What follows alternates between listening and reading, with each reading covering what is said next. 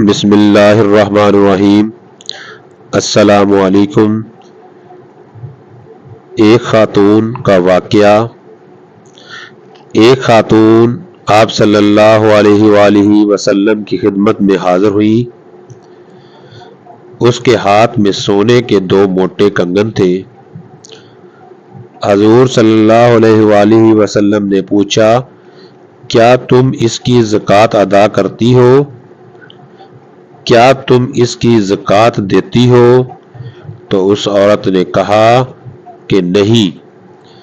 آپ صلی اللہ علیہ وآلہ وسلم نے ارشاد فرمایا، کیا تم یہ بات پسند کرتی ہو کہ قیامت کے دن اللہ تعالیٰ ان کے بدلے تمہیں آگ کے 2 کنگن پہنائے؟ پھر اس نے کنگنوں کو اتارا اور نبی صلی اللہ علیہ وآلہ وسلم کے سامنے ڈال دیا اور کہنے لگی کہ یہ اللہ اور اس کے رسول کے ہیں۔ ناظرین، یہ تو تھا ایک خاتون کا واقعہ جس نے زکوٰۃ نہ ادا کرنے کی وجہ سے اپنے کنگن اتار دیے۔ اگر آپ کو یہ میری ویڈیو پسند آئی ہے تو اس کو لائک کریں، سبسکرائب کریں میرے چینل کو، اور اگلے پروگرام کے لیے دیجیے اجازت۔ اللہ حافظ۔